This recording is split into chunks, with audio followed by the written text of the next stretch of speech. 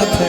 अगर कोई लड़की औरत से प्रेम हो जाता है, देखिए कोई उम्र में प्यार हो सकता है, ये तो क्लियर है। अभी के जमाना में यहाँ सब तो देख रहा छे कुंवार में प्यार नहीं हो, कोई उम्र में आके प्यार भ सके, केकरो से भ सके। तैले कोई बोलावे ला, अगर बोलाए तो लड़की औरत ओकरा फेर में नहीं पड़े के, ठीक ना? आप लोग भी समझ जाइए, न तो देखते हैं कितना का मर्डर हो गया है, कितना का भाई से कुटवा देती है। तो गांव समाज के आदमी से कुटवा करके लड़कन को मिलने के लिए बुलाती है, बोलती आओ ना मौका देंगे, हाई देंगे, आप कुटवा देती है। बहुत सारी लड़की, बहुत सारा लड़का पकड़ाता है हर गांव में, हाँ बहुत कुटवाती है। तो पूरे मुंह कान खोलवा के बोला करेंगे प्यार से, आओ ना जानू मिलेंगे तुमसे, आप कुटवा भी देते। हमारे कमेटी के मेंबर कलाकारों के खाने की व्यवस्था करें। और तो लड़की कहती है लड़का कि फोनमा पर न ढेर देर बात करो, आया बया लभर मुलाकात करो, आ रख हम पे भरोसा, ना धोखा दे हो। लड़का कहता है तो क्या दोगी, धोखा नहीं दोगी तो क्या दोगी? तो लड़की आगे कहिए दे कि छोड़ दिए, सुन ले मोबाइल में कह दे। लड़की कहती है कि दाल भात आ चटनी पर चोखा दे, आ रतिया के मौका दे हो, आ रतिया के मौका दे हो, आ रतिया के मौका दे हो। फोनमा पर न ढेर देर बात करो,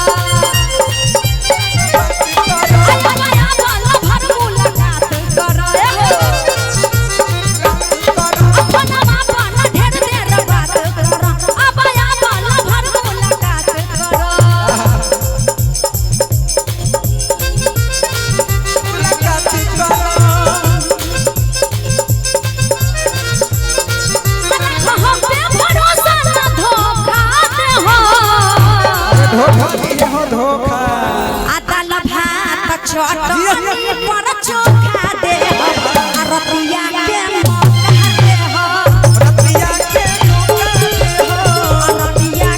मौका दे हो, रतिया के मौका दे हो। क्या बात है?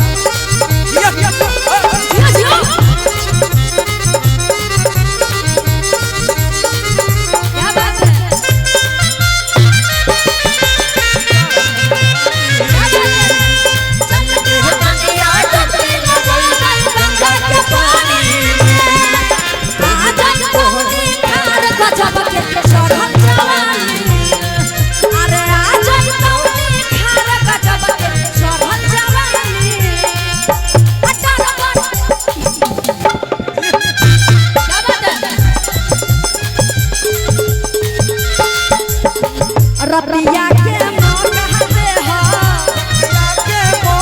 ये जो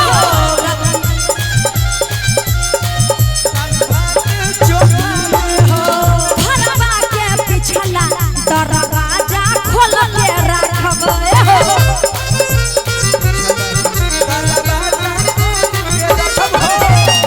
घरवा के पिछला दरवाजा खोल के रखब।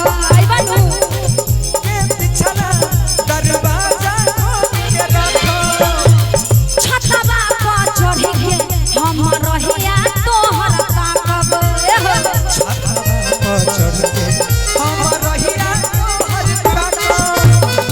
घरवा के पिछला दरवाजा खोल के रखब, छतवा पर चढ़ के हम रहिया तोहर ताकब।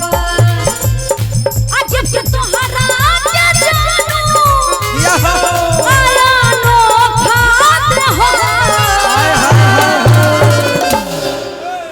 आ दाल भात। आपका कमर बहुत लचकता है, थोड़ा ई वाला स्टेप करिए ना, ऐसे ऐसे जो मथने वाले कथी कहै छै अपना सबके भाषा में, एकरा जे ऐसे ऐसे जो मथै छै दही जे मथे, यही से ना थोड़ा सा कमर को थोड़ा हाथ से मथे। हाँ कि दाल भात चटनी पर चोखा देबो, आ रतिया के मौका देबो,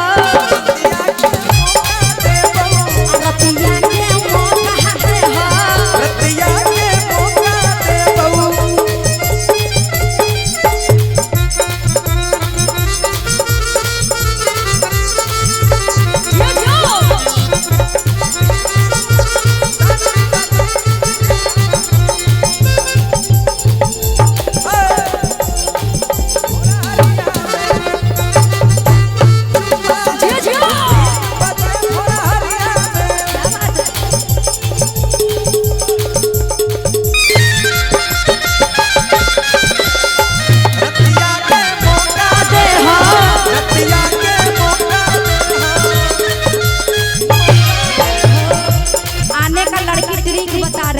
अच्छा लड़की करे कि कैसे आना है, कैसे गमछा से मुहवा बांध के आना है, मोहब्बत गमछा से मुहवा बांधिया रजन आए हा गमछा से बांधिया रजन वो भी हमारा खूटा तो तू जाने दे रही हा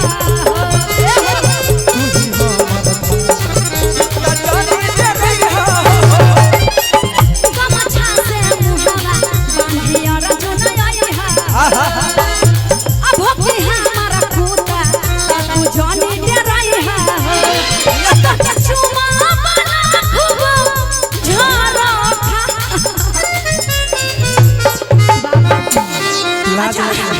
अच्छा ये स्टेज से बोल रही है कि तो के छुमा वाला रोज झरोखा दे आ जेकरा फोन पे कहत होते ओकर लवर ऊ बेचारा तो मन पानी पानी लेर पुआर हो जाता वो नीचे से दे रहे हैं ऊ कहता कि भाई मरबै तो मरबै लेकिन मिलने जाऊंगा। हाँ अगर उसको कहबो करे ना जो बाप रे ओई गांव में ऊ लड़का सब बहुत बदमाश है, थूड़ दे तो मार दे तो कुछ दे तो बोलेगा ना ना मरेंगे तो मरेंगे, मेरी जानू बुलाई हम जाबे करेंगे, छोड़ेंगे नहीं। अब भैया कुछ बोल रहे हैं। बहुत देर से फरमाइश से आर्मी लवर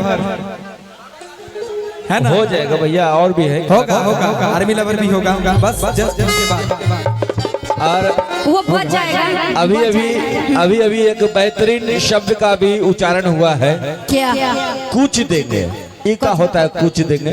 वो आपको समझ में नहीं, इधर देखिए ना, कुछ देने का कई गो मतलब ही लड़का सर बता देगा का जी।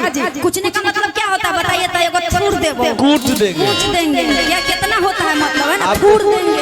हाँ थूर देने से याद आया एक मेरा गाना आया था, भतार सिम लोढ़ा से थूर देंगे, छोड़ दो, बाप रे बाप, क्या होता था, कुछ देंगे, कूट देंगे और थूर देंगे। एक मेरा गाना आया था, भतार सिम लोढ़ा से थूर देगा। मर्दाना सब क्या करता है, अगर तन को भनक लग गया कि मेरी गर्लफ्रेंड का चक्कर किसी और से चल रहा है या मेरी बीवी का, लड़कन क्या करता है, सिम निकाला, हाथ से तो टूटता नहीं है, टेढ़ हो जाएगा, थूर देता है उसको। एक मेरा गाना आया था, भतार सिम लोढ़ा से ए जान का है नहीं फोन तो हर धरता हो, आई धरैला से टोए टोए करता हो।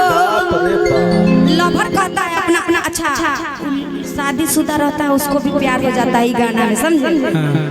ये मतलब पर्सनल बात है। अच्छा शादीशुदा को भी प्रेम होता है, ये गाना में शादीशुदा औरत को प्यार हो जाता है, ठीक ना? शादी इनको भी लग रहा है, ये पूरे इशारा कर रहा है, हाँ हो सकता वो शादीशुदा है, प्रेम शादीशुदा को हो जाता है, आप नेट पे देख सकते हैं। शादीशुदा हो गई थी, लड़का भी लड़का कुंवारा था, लड़की शादीशुदा थी, प्यार हो गया था, मोहित हो गया था कुंवारा लड़का, तो लड़का तो एकदम फ्री था, तो लड़का कहता है जान काहे नहीं फोन तोहर धरता हो, आ धरैला पर टोए टोए करता हो।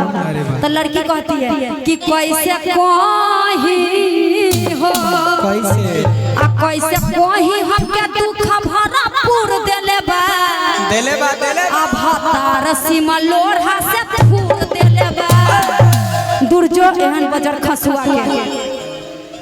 ए जान काहे नाही फोन तो हर धरता हो, इधर आइला से टोए टोए करता हो।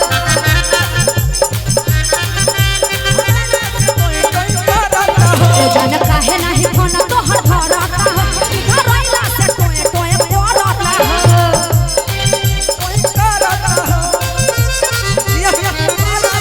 कैसे कही हो, कैसे कही हमके दुख भरपूर देले बा, भतार सिम लोढ़ा से फूल देले बा।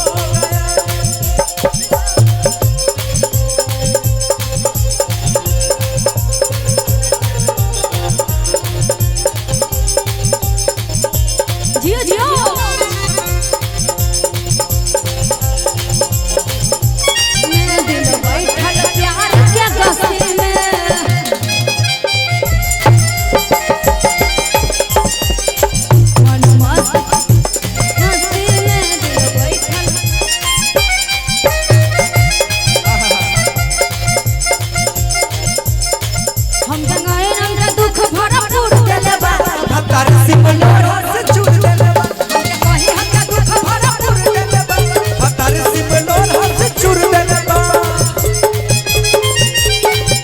भतार सिमलोर से चूर देले बा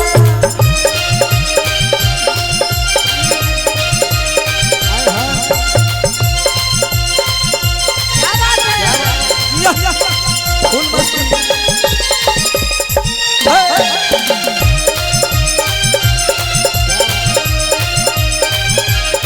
क्या बात है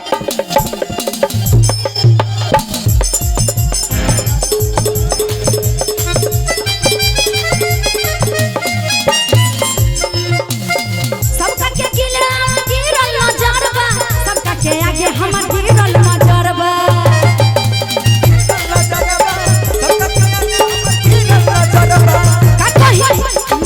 का कहीं याद तोहर केतना सतावे मुस्की चलावल तोहर दिल ना भुलावे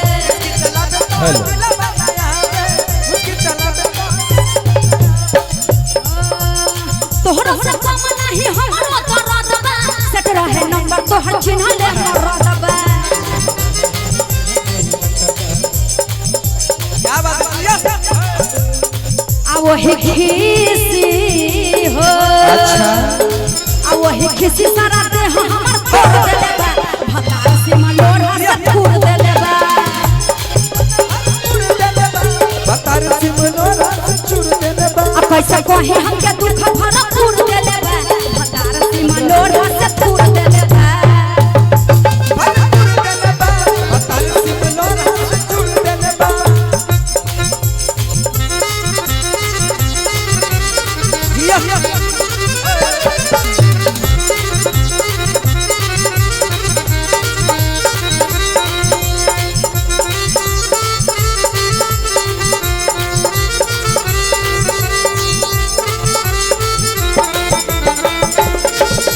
अरे दियो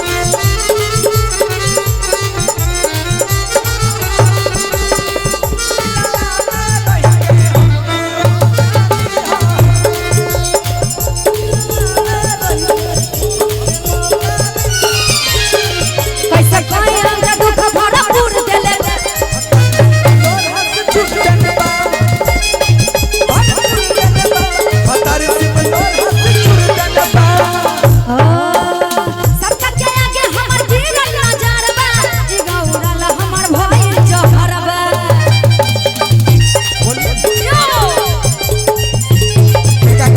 चुप चोरे ना मना दियाइली का कहे ना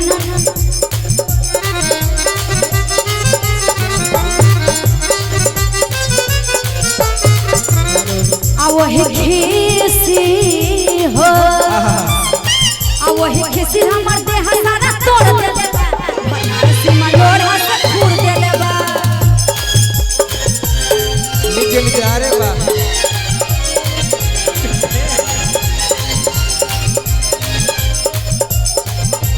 बोलिए बोलिए ऐसे बोलिए दिल हमके दे दा पत्रकार और ये कार्यक्रम का भतार सिमलोर अंतिम पड़ाव चल रहा है आखिरी और अंतिम पड़ाव चल रहा है भतार सिमलोर से चूर देले बा